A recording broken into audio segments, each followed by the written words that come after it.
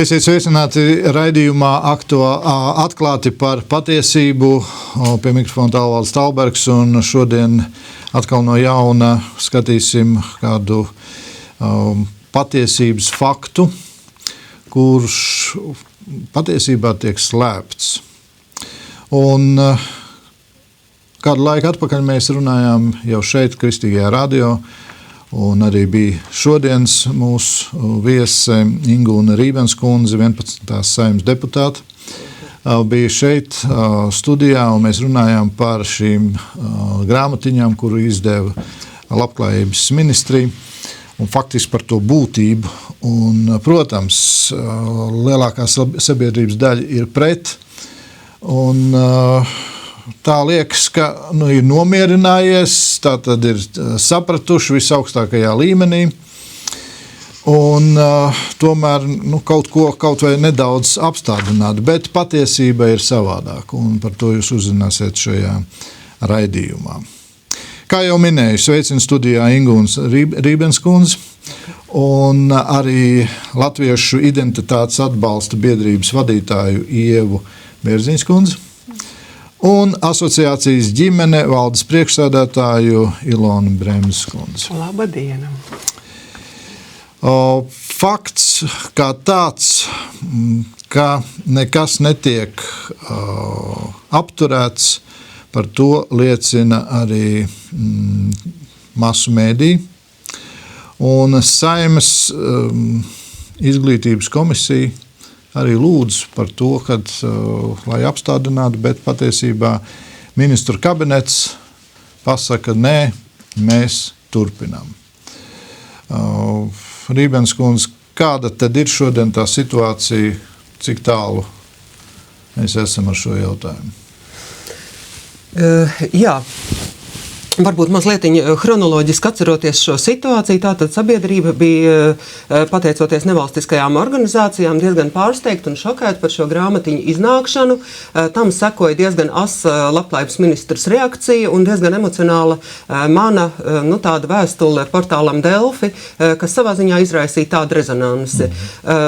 Pēc tam mēs neesam tikušies, vismaz ne šajā radio mēs neesam tikušies, bet pēc tam sekoja tas, ka Saeimā kolēģi vēlējās iepazīties gan ar šīm grāmatiņām, un patiesībā grāmatiņas vēl ir stipri nevainīgas, bet ar metodiskajiem norādījumiem, kas seko šīm grāmatiņām, kas tieši instruē pedagogus par to, kā ar šīm grāmatiņām strādāt. Un, ja jūs atceraties, tur bija tāda mīklaina izteiciena par to, ka it kā dzimuma identitāte nav tas lielums, kas, parādās bērnam piedzimstot, vai mums ir saprotams uzreiz. Jā, ka viņš ir iestājis ilgākā laika periodā un principā var vest vairākos virzienos un tā tālāk. Un līdz ar to arī parlaments, un es saprotu, ka mēs dzīvojam parlamentārā valstī, parlaments tā tad ir augstākā lēmēja institūcija mūsu valstī. Parlaments uzaicināja uz komisijas sēdi gan Labklājības ministri, gan departamenta atbildīgās personas, vienkārši ar vēlmi iepazīties, par ko tad ir stāsts, par ko ir šīs grāmatiņas, kas tad īsti zem katra jēdziena ir jāsaprot un tā tālāk. Un sēdē katalizējās tas, ka arī ministri pati piekrita, ka virkne jautājumu vai virkne tulkojumi ir neprecīzi, nav īsti saprotams, kas ar to tiek domāts, un varbūt latviešu valodā kaut kā ir jāturās pie citiem jēdzieniem, pie citiem formulējumiem, varbūt vairāk jābalstās uz mūsu pašu autoriem, un līdz ar to visa Izglītības, kultūras un zinātnes komisija, visa komisija vienbalsīgi, visdažādāko partiju pārstāvi, kas ir mūsu komisijā, vienbalsīgi pieņēma lēmumu sūtīt vēstuli ministra kabinetam, lūgt ministra kabinetu apturēt, nevis pat pārtraukt, bet ļoti saudzīgi apturēt šo plānu, lūgt speciālistus iepazīties, izvērtēt ar šiem jēdzieniem, ar tulkojumiem, ar skaidrojumiem, iepazīstināt ar to, izglītības ministrijas pārstāvis, Labklājības ministrijas pārstāvis, galu galā parlamenta deputātus, pēc tam vēlreiz šīs lietas izrunāt un tad, lemt par tālāko. Šādu vēstuli tik nostādīt. Un es vienkārši parādīšu, ka tātad šis plāns, gatavojoties uz Saeimas izglītības komisijas sēdi, mēs, protams, iepazināmies ar to, ka ministra kabinets jau 12. gada 17. 17. janvārī ir pieņēmis plānu par dzimumu līdztiesības īstenošanu līdz 14. gadam. Plāns man šeit ir līdzi, un plānā, teiksim, vēl bez šīs dzimumu līdztiesības sadaļas ir virkne tādu ļoti stipri diskutējumu un interesantu lietu. Piemēram, plānā ir ietverta jauna tēma, kas līdz šim Latvijā nav tikusi pētīta un aktualizēta, tā viņa raksta, proti sieviešu un vīriešu ietekmi uz vidi un klimata pārmaiņām. Tādas pilnīgi mistiskas un man nesaprotamas lietas, jo vai mums sabiedrībā problēma trūkst, ka mums atrodās, teiksim, cilvēkiem laiks un līdzekļi no valsts budžeta šādi rīkoties. Ar to nodarbojās ministru kabinets un plus vēl tas ir rīkojums. Tas nav tikai plāni. Nē. Šis tā tad ir plāns dzimuma līdztiesības īstenošanai uz daudz lapām. Ja jums būtu vēlēšanās, es tagad esmu kļuvusi par ekspertu un varētu par to plānu vien runāt diezgan daudz, ne tikai par dzimuma līdztiesību, bet daudz un dažādiem aspektiem. Un tam kā pielikums ir pasākumi dzimuma līdztiesības īstenošanai līdz pat 15. gadam, no 12. līdz 15. gadam. Un tad mēs šeit arī varam ieraudzīt, ka patiesībā tas viss norisinās ļoti legāli mūsu valstī. Arī par grāmatiņām, kuram bija paredzēts iznākt izpildes termiņu, tātad 12. gada 2. ceturksnis, tā arī šīs grāmatiņas ir iznākušas, kuras neviens, ieskaitot ministru pat, nesot īsti sapratusi, par ko šīs grāmatiņas tātad stāsta, vai ne? Tālāk jau ir 3. ceturksnī ir izstrādāta apmācība programma par vienlīdzīgām iespējām puišiem un meitenēm, un ir apmācīti 70 speciālisti un vecāki. Tāpat arī visā periodā, tātad jau šobrīd tas norisinās un arī turpmāk visā periodā, teiksim, veicināt skolēnu izpratni par dzimumu līdztiesības jautājumiem zem šāda, teiksim, politikas mērķa visā periodā, un to realizē gan Izglītības ministrija, Labklājības ministrija, Valsts izglītības satura centrs, nevalstiskās organizācijas, tiks apmācīti 200 sociālo zinību pedagogi par dzimumu līdztiesības jautājumiem un īstenotas lomu maiņas dienas skolās. Šī sēde tiešām parasti sēdes norisinās pusotras stundas laikā. Nebija iespējams ar visu to iepazīties. Es arī jautāju Valsts izglītības satura centra pārstāvjiem, kas tad, kādā veidā tiks šīs lomu maiņas dienas skolās realizētas. Es saprotu, viņas jau ir ieviestas. Tas patreiz norisinās. Patreiz tiek apmācīti 200 sociālo zinību pedagogi par dzimumu līdztiesības jautājumiem. Tā kā es vienkārši gribu jums teikt, ka ir detalizēts plāns, kad un kas notiksies, un tas viss notiekās. Līdz 2013. gadam. Līdz 2013. gada 4. ceturksnim veicināt sieviešu atgriešanos darba tirgū. Es nemaz nezinu, vai sievietes ir aizgājuši prom no darba tirgus, bet katrā gadījumā ļoti, ļoti interesanti, un tas pārsteidz arī manus kolēģus, ka parlamentārā valstī, ja parlamenta komisija vienbalsīgi lūdz ministru kabinetu izpildu institūciju apturēt šobrīd, izskaidrot, un tad iespējams turpināt, tad seko atbilde par to, ka, pie kam arī, protams, interesanti, man ir pirms Izglītības komisija saņēma atbildi, kuru jau bija parakstījis premjerministra aizvietotājs Roņakungs, jo tajā brīdī premjerministrs atradās Azerbaidžānā. Bija sagatavots šis atbildes projekts, kuru paraksta gan ministra prezidents Dombrovskis, gan Labklājības ministra Viņķele, un vēstuli sagatavojusi ir Gaila, tā pati persona, kas tā tad strādā pie šīs dzimuma līdztiesības programmas. Tā kā patiesībā atbildi sniedz tie paši ierēģi, kuriem, teiksim, šis jautājums... Īsumā atbildē, kas ir sniegts, ka... Ka nekādas problēmas šādas nav, un tāda formāla atbilde. Es patiesībā lūdzu Ievai, kā cilvēkam, kas ir vairāk šīm lietām sekojas līdzi un šiem Eiropas dažādiem normatīvajiem dokumentiem papētīt šīs atbildes vispārējās tās frāzes un to atbilstību dažādiem normatīvajiem dokumentiem. Varbūt jau tad vēl sīkāk var to pakomentēt. Lūdzu, Bērziņš kundze. Es gribēju sākt arī mazliet atskatoties ar to, kā mēs Latvijā pievērsāmies šai problēmai. Un tas secinājums ir tāds, ka mums vēl patiesībā Latvija ir ļoti bēdīgā situācijā tādā ziņā, ka mums nav iespējama pat diskusija par šiem jautājumiem.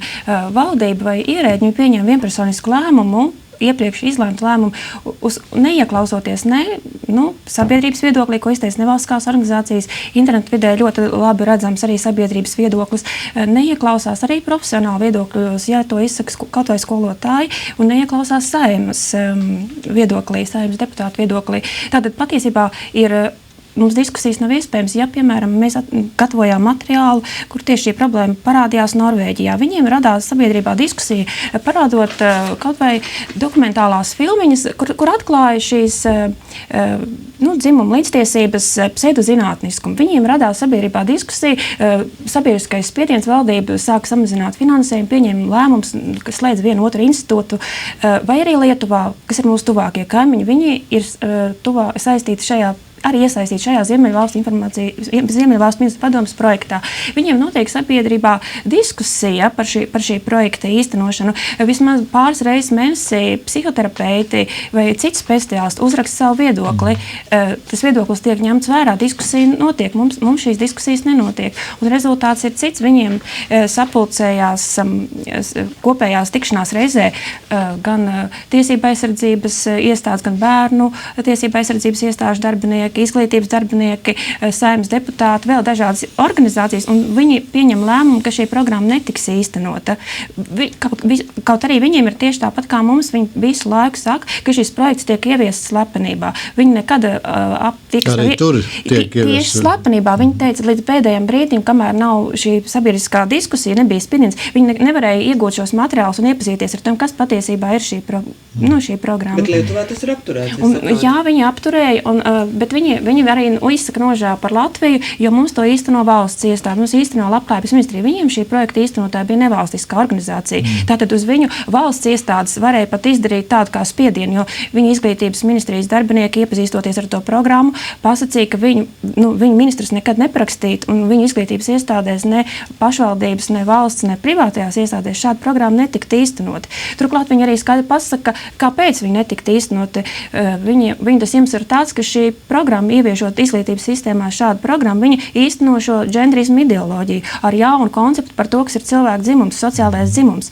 Viņiem šī nav pieņemama, tā neatbilst viņu lietuviešu kultūrai. Mēs daudz neatšķiramies no viņiem. Mūsu kultūrai tā arī nav pieņemama. Bet mūsu Labklājības ministrija pasaka, jā, mēs ejam šo ceļu. Mums tātad mēs esam mainījuši izpratni par dzimumu. Mēs esam pieņēmuši, ka mūsu dzimums ir sociāla loma, īpašība, kopums, izvēles brīvība. Kurā brīdī tas ir noticis, grūti pateikt, jo es paskatījos agrākos dokumentus, kad vēl pirmskolas izglītības programma, kas bija 99. gadā. Tur bija skaidri definēti mērķi, kas bērniem pirmskolas iestādē ir jāzina 3-5 gadu vecumā, kad viņam ir skaidri jāzina savs dzimums, viņam tas ir jāapzinās, viņam ir jāzina savu sieviešu, vīriešu māca turpmākā tēva loma, kurš šajā jaunajā programmā pilnībā ir iznīcināts tāds skatījums, kurā laikā ir notikuši šīs pilnīgi sabiedrības transformācija akceptēta. Man liekas, ka sabiedrība par to nezina, viņi to neapjauš. Protams, ka nezina.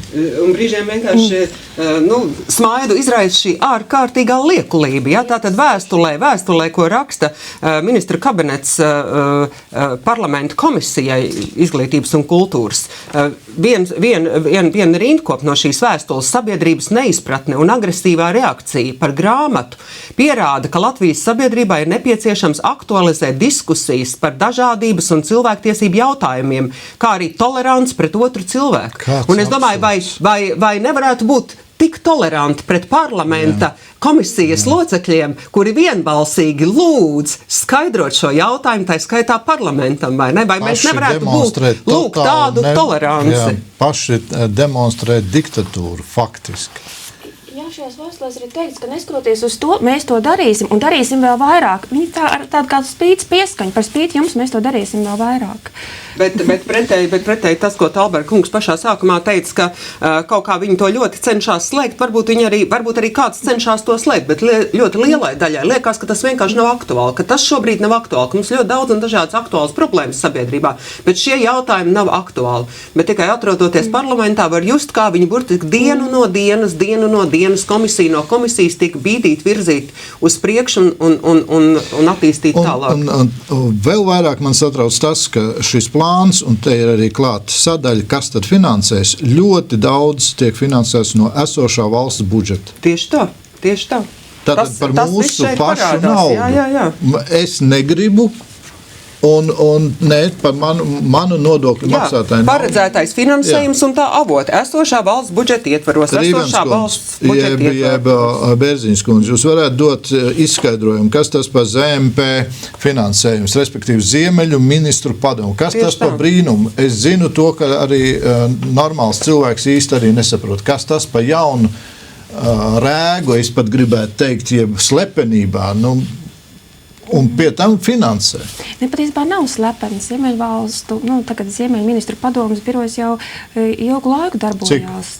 Manuprāt, kopš pat pirms mūsu pievienošanās neatkarības atgūšanas gadiem, vismaz no 2000 gadu, vai noteikti arī iepriekš. Viņš saucās Ziemeļvalstu informācijas birojas. Un viņi, Ministru padomu. Jā. Tas viņa uzdevums ir savas kultūras vērtības izplatīt mūsu tuvākajā reģionā, šeit Baltijā. Viņi izplata mums, un mēs izplatām arī viņiem. Ievai pilnīgi taisnība. Es lasu tātad šajā vēstulē Labklājības ministrija kopš 99. gada ir noteikta kā atbildīgā institūcija par dzimumu līdztiesības politikas veidošanu Latvijā. Ministru kabinetā 2001. gada 16. oktobrī tika apstiprināta koncepcija dzimumu līdztiesības īstenošanai, kurā tika skaidrot termini, analizēts prioritārās jomas, kurās pastāv dzimuma nelīdztiesības un noteikti uzdevumi, kas būtu veicami situācijas uzlabošanai un tā tālāk. Un mēs kaut kā tā paļāvīgi uzticamies, ka tas ir tas, par ko publiski atļaujās runāt, un tas mums ir gan pieņemami, vēl jau vairāk Latvijā ar to it kā arī nav nekādas problēmas, līdz arī nav arī nekādas sabiedrības ne pretestības, ne iebildumi pret to visu. Jo mēs tajā dzimuma līdztiesības politikā esam izvēlējušies sakot Ziemeļvalstu modelim, tāpēc arī viņi visu laiku ir mūsu Ziemeļvalstu ministru padomu kā padomdevējs, vai Norvēģija, Zviedrija, Dānija. Jā, bet jau kā jūs rakstījāt savā rakstā saindētie āboli, tad patiesībā Norvēģijā jau šis dzimuma līdztiesības institūts pagājušā gada beigās ir slēgts, kur pretī mums šīs programmas turpinās, un ne tikai turpinās, bet kā mēs 12. decembrī, tātad slavenajā 12, Latvijas avīzē varējām lasīt, rakstā naudas straume NVO virzienā, kam tā tiks, kā tātad nevalstiskās organizācijas no Sabiedrības integrācijas fonda programmas NVO fonds drīzumā saņems 9,7 miljonus eiro, un lausties naudas nāk no Norvēģijas un no tātad šīm Ziemeļvalstīm. Tieši šādiem jautājumiem viņiem ir iezīmēti ļoti daudz sīku punktiņu, un dzimuma līdztiesība tur ir viens no galvenajiem punktiem. Tad es saprotu, mēs tīri no tāda juridiskā, jeb valstiskā, jeb Saeimas viedokļa, ko mēs varam darīt. Ja Saeima lūdz apturēt, neaptur, mēs varam turpināt sarakstīties. Nav augstāka institūcija, kas tad, Saeima ir tautas vēlēta pārstāvniecība. Kā ir ar augstāko likumu, kā ir ar es atvainojos? Es domāju, ka šobrīd mums ir ļoti rūpīgi jādomā tīri tā taktiski, kā šo jautājumu risināt, jo tas ir klajšs tiešām Saeimas Satversmes ruļļa pārkāpums, kad tātad izpilda organizācija, izpilda institūcija ir noraidoša pret lēmējvaru. Bet mums ir arī noteikti ļoti nopietni jāstrādā pie tā saturiskā, izvērtējuma, ko arī Labklājības ministrija ir atbildējusi gan Saeimas komisijai, gan arī skolotāju vēstulē, jo jūs noteikti arī ziniet, kad skolotāji publiski uzrakstīja vēstuli arī šīs grāmatiņas sakarā lūgumu atcelt šo dzimumu līdztiesības projektu caur šīm grāmatām, un es arī nopietni pētīju, man pārsūtīju šo atbildi, ko Labklājības ministrija kopā ar Veselības un izglītības ministriju bija sagatavojusi skolotājiem kā atbildi. Un šeit ir tādas lietas, kas, manuprāt, mums šobrīd būtu jāaktualizē un jāprasa arī atbildu šiem jautājumiem, jo šeit, protams, skaisti tiek vienkārši atrakstīts par šo pseido problēmu, ka mums ir šī problēma, ka mums ir šie stereotipi un ka ir, šī... Ka vēl ir vīrietis un sievietes. Jā, ka ir sievietes un vīrieši iespēju tiesību ierobežošana dažādās tautsaimniecības jomās, proti veselībā, izglītībā, tātad par ko mēs varam runāt, jā? Kāda ierobežojuma no vēstules Saeimas komisijai, es ļoti atvainojos, ka es Ilonu pārtraucu, tad vēstuli skolotājiem atbildi rakstīja pat Labklājības ministrija. Atbildot parlamentam, situācija tika novērtēta kā bišķīt nopietnāka, līdz ar to šis jautājums tika skatīts ministra kabinetā, valdības sēdē, un tad ministri pieņēma kopīgu lēmumu Gandrīz tā kā vecajā slavenajā vāciešu dzejolītī, ja prasa, kas te atbild, tad teic viss kolektīvs, jo tā tu vienmēr būsi no atbildības brīvs. Jā, bet es atgriežos tātad pie šīs atbildes satura. Ja? Un tātad pamatojumā tiek teikts, ka jāizglīto gan pedagogi, gan arī bērni. Tātad šobrīd jau ķeramies klāt mūsu mazajiem bērndārzniekiem. Bet es tagad gribu paturpināt, lai tad iemācītu mūsu bērniem dažādas prasmes, kas būtu normāli. Bet tagad skatāmies, kas te rakstīts tālāk. Lai tātad jau bērndārza vecuma bērniem, tur ir rakstīts daudzas labas lietas, kas skaisti iepakotas, bet arī tagad cita starpā es citēju arī.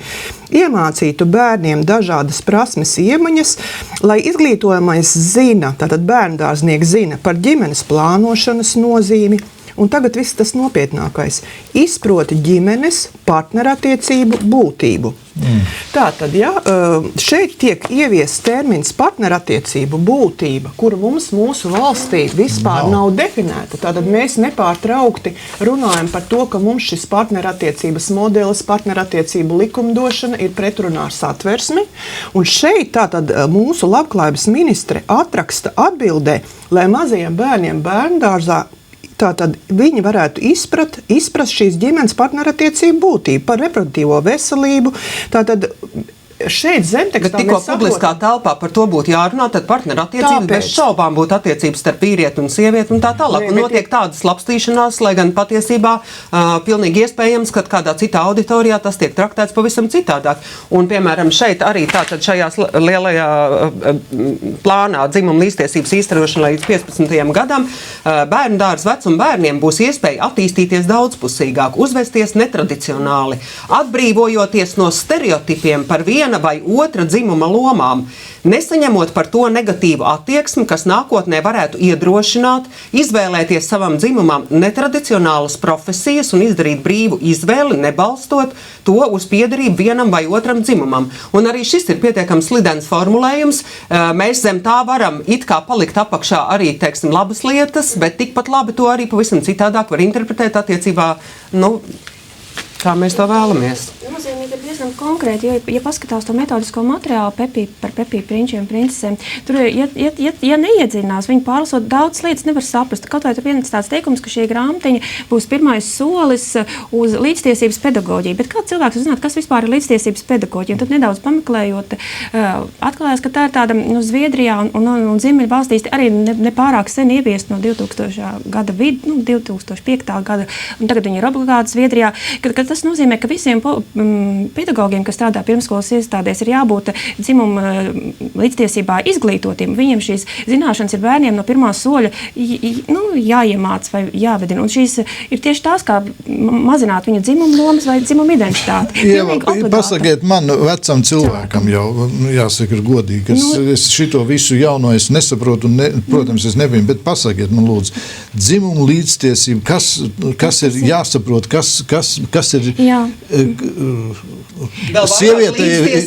Sievietei ir jābrauc ar traktoru, ar tanku, viņai jāiet ir, teiksim, aizstāvēt dzimteni, un vīriem ir jāstāv pie katla, un jāmaina pamperi bērniem. Tas ir tikai sākums. Beigās, lai mēs jau nesaprotam, kurš vispār ir tas vīrietis un kur ir tā sieviete. Tas jau galamērķis. Ne jau, lai tikai vīrietis stāvētu pie pamperiem. Tas būtu normāli. Bet galvenais jau beigās, kā es vēl drusku varbūt pāanalizētu to situāciju, kā arī mūsu sabiedrība tiek izglītot un jau ievirzīt. Un es te gribu pieskarties, teiksim, tādam jautājumam, ka pēc tam, kad sākās šis grāmatiņu skandāls, arī kaut kur, teiksim, kaut kādās masu mēdījos ar šur un tur pavīdēja raksti. Un man bija iespēja uzrakstīt arī rakstu elektroniskajam žurnālam Pirmskolā, jo man uzmeklēja šīs Pirmskolas žurnāla redaktoru un lūdza uzrakstīt savu komentāru šim teiksim, skandālam. Un tad, kad es viņu uzrakstīju, tad es arī varēju iepazīties ar šo žurnālu, un interesantākais bija tas, ka tā ir aktuāla tēma, un tur bija 3 viedokļi uz vieniem vārtiem, un tad bija mans viedoklis kā ceturtais, tad arī tā kā citādāk domājoši. Ja? Un es varbūt drusku pastāstīšu arī, kas bija šie citi viedokļi paudēji. Tātad viens no viņiem bija Iluta Lāce, ja? Tātad, kura ir šī galvenā dzimuma līdztiesības marta vadītāja, arī vienotības biedre un arī ar ļoti lielu ietekmi, tātad arī mūsu valdība. Bet acīm redzot, ja, tātad Riebens kundze man var vēl, kā saka, vairāk pastāstīt. Bet, tātad viņas komentārs šajā rakstā bija arī par to, ka pilnīgi noteikti mēs redzam, ka bērni, kurus vecāki no bērnības strikti liek tradicionālajos rāmīšos, tātad citiem vārdiem, ka viņi ir daudz dzīvē nelaimīgāk un tā tālāk. Šeit mēs jau runājam par šo tradicionālo. Tātad jau tātad šī ievirze skaidri redzam. Mēs mēģinām mainīt šo tradicionālo cilvēku orientāciju un arī, tātad runāt par šīm lietām. Pilnīgi skaidrs uzstādījums. Otrais raksts bija tātad Ineses Loka. Viņa ir šī Ķekavas bērndārs bitīte, tātad vadītāji. Atkal pilnīgi, tikai atbalstošs, protams, skatījums uz šo problemātiku. Un tālāk biedrība vecāka par izglītību pārstāve Jana Simanovska. Atkal kaut vai tādu mazu citātu no tā, ko es varēju izlasīt šajā rakstā. Uz ko tātad šī raksta pamatēma arī ved? Kas tad patiesībā ir tradicionāla ģimene? Nereti šķiet, ka medijos piesaukta tradicionāla ģimene atbilst pagājušā gadsimta sākumā lubu romāniem. Kaut kas pilnīgi arhejs. Citiem vārdiem arī to jau Viņķels kundze toreiz teica, ka tie ir viduslaiki, jeb labākā gadījumā padomu laika atpalicība. Un tātad šo žurnālu lasa gan pirmskolas pedagogi, tiek veidota viņu sabiedriskā doma, to lasa arī vecāki. Ko tas nozīmē? Un žurnālā ir 3 tādi viedokļi, kuri jau masē mūsu skolotājus, pedagogus, kas strādā, kuri arī tagad skatās, ja ir tik liels spiediens šim virzienam, ja tu gribi strādāt par pedagogu bērndārzā, acīm redzot, tev būtu tas jāpieņem. Tad ļoti masīvā veidā tiek strādāts ar sabiedrības domu.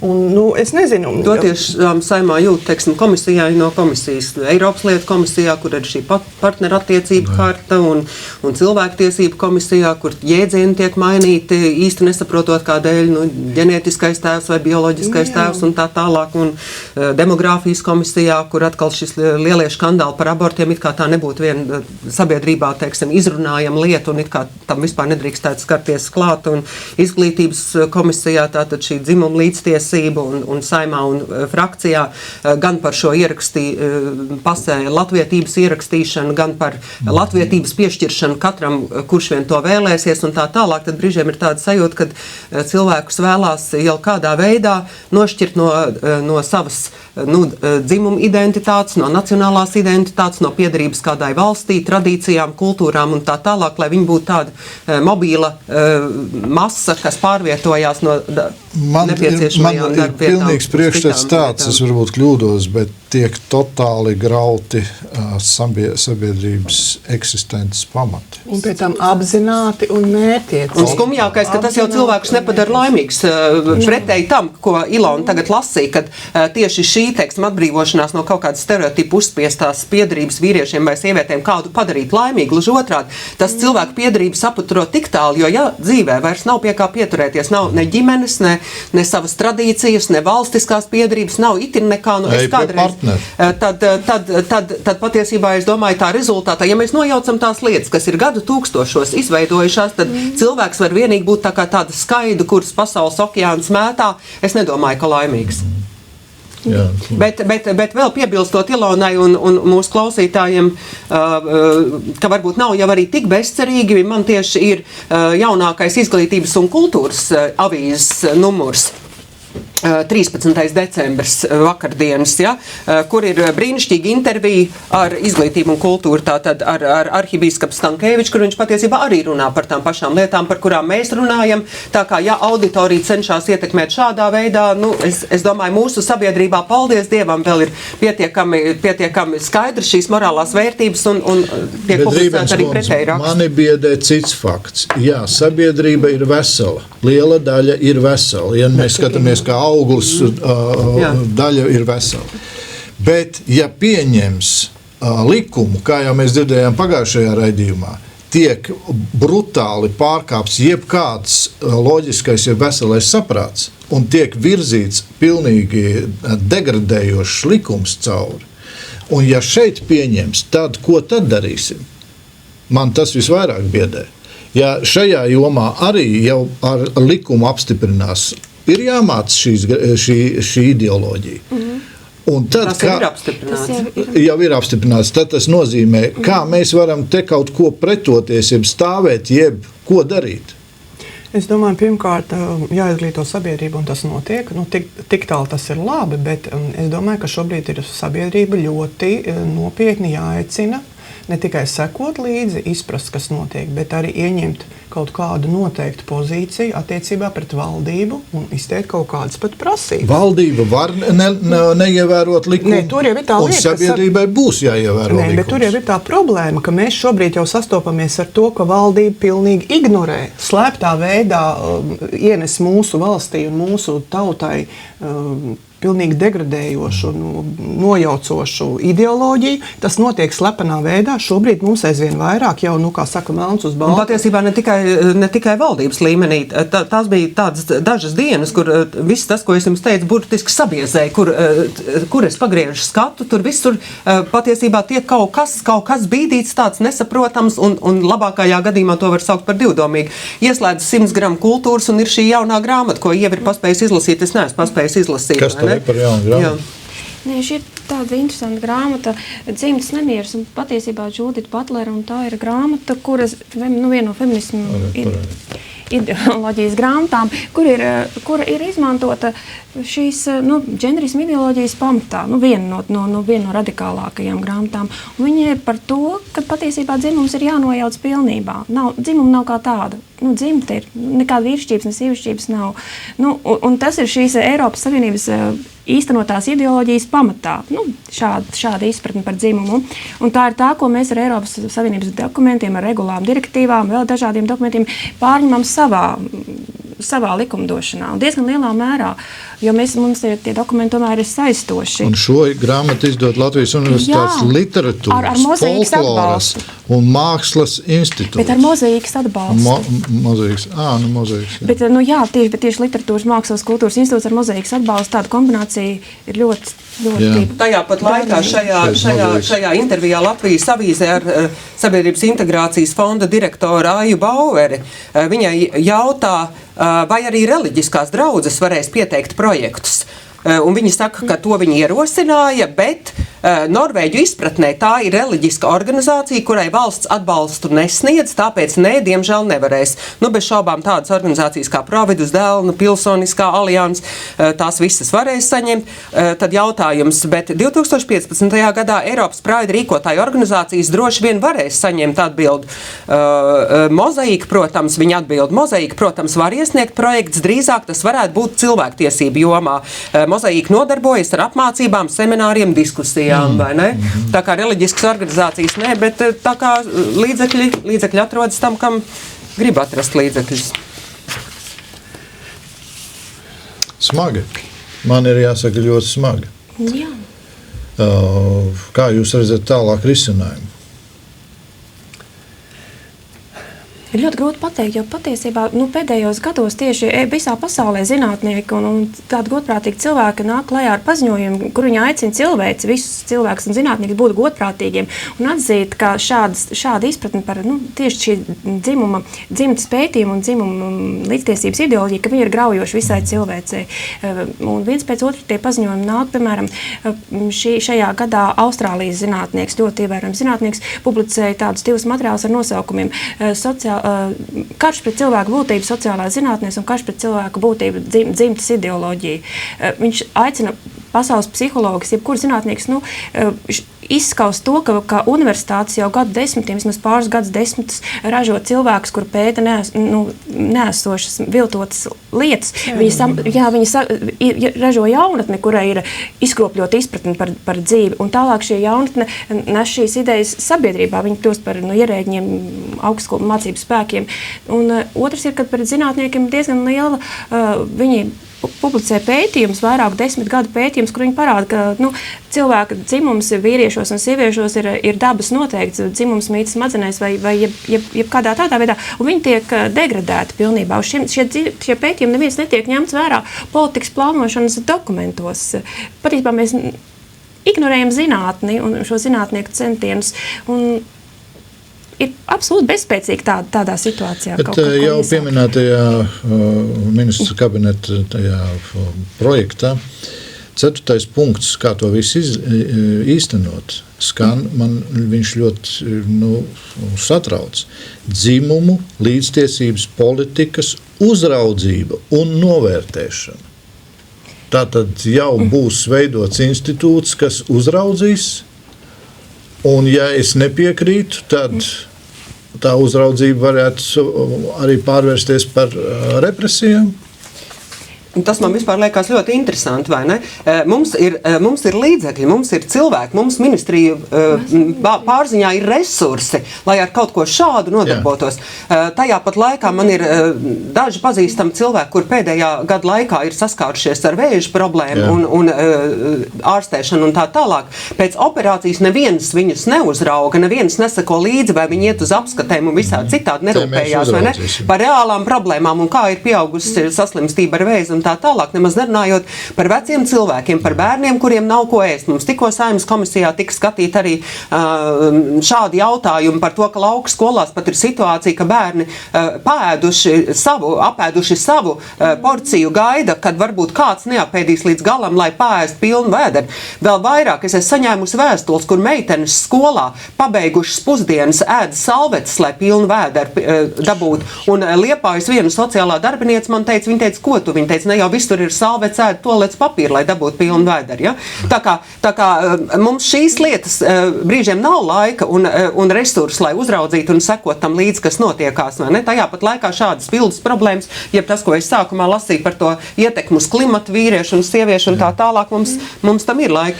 Vai ir kaut kur avoti, jo viss jau tiek turēts slepenībā, cik viss šis projekts, neiedzīgais, degradējošais projekts vispār maksā?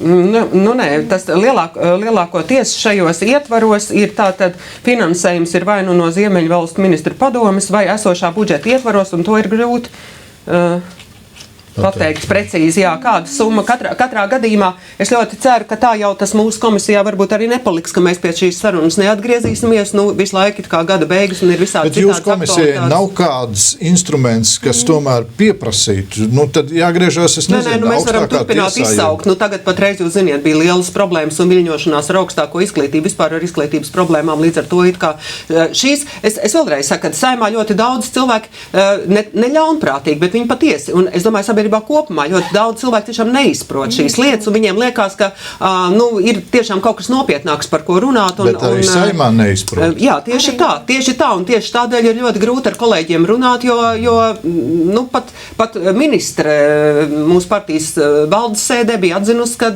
viņi tiešām nav zinājusi, ka to var interpretēt arī citādāk. Iespējams, ka tā tas ir. Vai? Es atvainojos, labklājības ministra nezināju, ko ministre. Jā, kad šajās grāmatiņās ir it kā arī šis teiksim, tāds izpratnes līmenis, kā mēs to interpretējam šobrīd, ko mēs tur saskatām. Tā kā cilvēki to nezina, nesaprot, viņiem ir cits aktualitātes. Man jājautā, ja labklājības ministre nezina, kurai būtu jāatbild vispār par ģimenes stiprināšanu, par šo vērtību orientējošo izglītošanu arī bērnu dārzos un vispār sabiedrībai. Viņa nezina pati šīs grāmatas saturu. Es īsti nesapratu to vēl vienreiz, man tas jautājums. Viņa nebija iepazinusies ar šīm grāmatām? Es to neesmu pati dzirdējusi, bet man vienkārši atstāstīja, ka valdes sēdē viņa tiešām bija apzvērējusi, ka viņa pati nav to zinājusi, ka šīs grāmatiņas ietver arī šādu ne tikai līdztiesību tādā tradicionālā nozīmē, kā mēs visi to saprotam, un arī Latvijā nekādas problēmas ar to īsti nav bijušas. Ja? Vēl vairāk mēs visos rādītājos esam labāk dzimumu līdztiesības jautājumos nekā visa Skandināvija par citām Skandināvijas valstīm.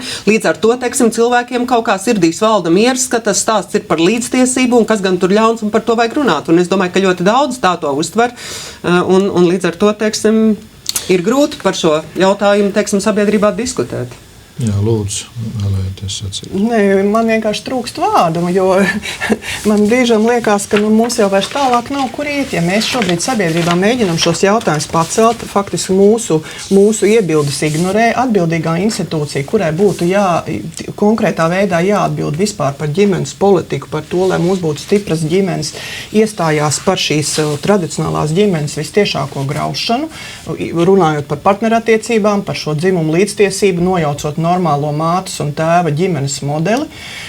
Es nezinu, tātad, manuprāt, šobrīd tiešām tā viena lieta, ko mēs arī kā nevalstiskās organizācijas vēlamies darīt, ir aicināt tautu sanākt kopā, un es varbūt arī šodien labprāt to informāciju vēlreiz atgādināšu, 20. janvārī. Tātad tas ir barikāžu piemiņas laiks. Mēs aicinām sabiedrību Domu laukumā pulcēties, izrunāt šos jautājumus, informēt sabiedrību vēl līdz tam par šīm negācijām, par šīm, lietām, kuras slēptā veidā mūsu valsts politiķi, es teiktu, tiešām inspirē un arī realizē, lai paustu savu. Brīžiem, man liekas, varbūt pat politiķi to īsti nesaprot. Vai, piemēram, Zāles pieminēja 4. rīcības virzienu, vai ne? Bet šīs pseido problēmas, vai ne? Tātad šīs jaunais rīcības virziens sieviešu un vīriešu veselīgu un videi draudzīgu dzīvesveidu veicināšanu. Brīnišķīgi, vai ne? Kas tur iebilstams, ja?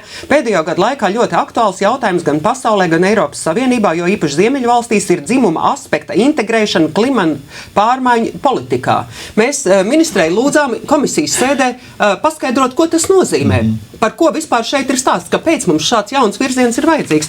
Vai teiksim, pāris lapas arī atpakaļ par stereotipiem, ka tikai tādēļ, ka mums ir nepareizi izpratni par dzimumu līdztiesību, pirmsskolas un skolas pedagogu vidū ir maz vīrieši. Ja?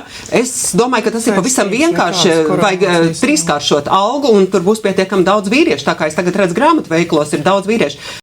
Tas ir vairāk kā dīvaini, kad ministrijām un ministra kabinetam ir laiks nodarboties ar tādām pseido problēmām, ja būt tik nevērīgiem, ka uzskatīt, ka šīs programmas kaut kad ir palaistas, lai viņas tur tā klusi ripo cauri, kad ir būtiskākas lietas, ar ko nodarboties, bet Un tad beigās, ko tad mēs secināsim? Kas tad ir vainīgs pie globālās sasilšanas? Vīrieši vai sievietes? Jā, es jau ironizēju un teicu, ka patiesībā tad varbūt, lai būtu vēl, ilgākam termiņam par ko diskutēt, var sadalīt sievietes tumšmatainās un gaišmatainās, varbūt gaišmatainās kaut kā citādāk klimata ietekmē un tumšmatainās citādāk un tieši tā. Vēl tie vīrieši, kas ir ar matiem un bez matiem, tā kā es noteikti ietekmēju to globālo sasilšanu ātrāk, jo man nav mati. Bet vēl viens aspekts ir arī tas, par izglītības jautājumiem, arī par šo bērndārznieku izglītošanu. Šobrīd tik uzstājīgi runā Labklājības ministrija. Tā jau nav Labklājības ministrijas kompetence izglītības jautājumi. Tas arī manī rada lielu neizpratni. Jo tas jau izglītošana, tas jau ir tomēr izglītības un zinātnes ministrijas lauciņš. Bet izglītības un zinātnes ministrija neko nesaka. Viņi ir nogaidoši un skatās arī kā šo grāmatu prezentācijā. Protams, Ķīļa kungs piedalījās, bet šī, virzošā persona ir Viņķels kungs, kur arī sabiedrībā ir izgājis visvairāk ar šo uzstādījumu, ka šī tradicionālā ģimene ir novecojusi. Un tie, kas aizstāv šo tradicionālo ģimenes modeli, tie ir no viduslaikiem. Jā, bet tas ir izgaismo tādu problēmu vispār pirmskolas izglītības iestāžu sistēmā, ka neviens neuzņemas atbildību par to, kas tiek mācīts bērnu pirmskolas izglītības iestādēs, ka šīm grāmatiņām ir pilnīgi brīvs ceļš nokļūt tajās. Jo izglītības ministrija pateica, tā nav viņa atbildība. Arī Valsts izglītības satura centrs pateica, mēs jau dāvinājumus nevērtējam. Tad pedagoģa apmācību, kas izvērtē? Jā, to arī no Labklājības ministrijas nav īsti dabūju, mēs neesam ieguvuši atbildi, kas ir tās apmācības saturā iekšā, ko īsti tad pedagogiem tagad māca kā dzimuma līdztiesība, vai šo grāmatiņu saturā. Un to it kā apmācītāji Valsts izglītības satura centra darbinieki būtu vēlams iepazīties un zināt, kas tad ir tā programma, kas ir tā zināšanas, ko viņiem pašlaik, kuras viņos iegūt un kuras tiks nests uz izglītības iestādēm. Un tā noteikti ir šī džendrisma ideoloģija. Un vēl viens aspekts, vai tiem bērndārziem, kuru pedagogus apmāca, vai to vai to bērndārzu vecākiem, bērnu vecākiem ir jautāts, vai šajos bērndārzos vecāki maz grib, lai viņi bērniem to māca. Te ir vēl viena problēma, tātad vecāki vispār tiek nostādīti post factum, pedagogi tiek apmācīti, viņi bērni tiks apmācīti, bet vai vecāki to zina? Būs vēl trakāk, jo paies laiks, un varbūt šobrīd vecāki nezina, ko viņi mazajiem bērniņiem māca. Paies laiks, un tad vecāki ieplēsīs liels acis, sāks plēst matus un redzēs, no kurienes manam bērnam ir šāds virziens, nenormāls noslēdzis. Un redz, kur ir atbildīgi, kas ir atbildīgi. Te mums, diemžēl, jānoslēdz raidījums. Man cits secinājums nav, kur var novest sabiedrību, jeb valsti atkāpšanās no Dieva principiem. Bez Dieva principiem mēs ejam totāli jau šodien ellē. Totalitārismā un ellē. Liels paldies par drosmi, paldies, lai Dievs jūs svētī, sargā šajā brīnišķīgajā laikā un lai priecīgi svētki. Visu labu!